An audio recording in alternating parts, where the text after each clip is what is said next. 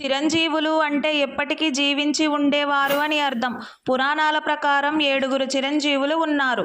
పరశురాముడు ఇతను దశావతారాల్లో ఒకరు. శివుని అనుగ్రహంతో చిరంజీవి అయ్యాడు. బలిచక్రవర్తి వామనావతారంలో విష్ణువు బలిచక్రవర్తికి ఇచ్చిన వరం వలన చిరంజీవి అయ్యాడు. హనుమంతుడు ఇతను శ్రీరామ భక్తుడు.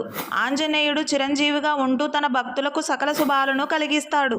విభీషణుడు బ్రహ్మ తపస్సు వలన ఇతను చిరంజీవి అయ్యాడు. వ్యాసుడు ఇతను భారత భాగవతములను రచించాడు. ఇతను చిరంజీవి. కృపాచార్యుడు సప్త ఋషులలో స్థానం పొందిన చిరంజీవుడు. అశ్వత్థామ శివుని వరం వలన పుడతాడు. కృష్ణుని శాపం వలన మృత్యువుతో పోరాడుతూ చిరంజీవి అయ్యాడు. మార్కండేయుడు కూడా శివుని వరం వలన చిరంజీవి అయ్యాడు. కలియుగ అంతంలో శ్రీ మహావిష్ణువు కల్కి అవతారంలో వస్తారని, కలిని అంతం చేయటానికి విష్ణుమూర్తికి సహాయం చేసేందుకు వీరు చిరంజీవులుగా ఉంటారని పురాణాల్లో చెప్పబడింది.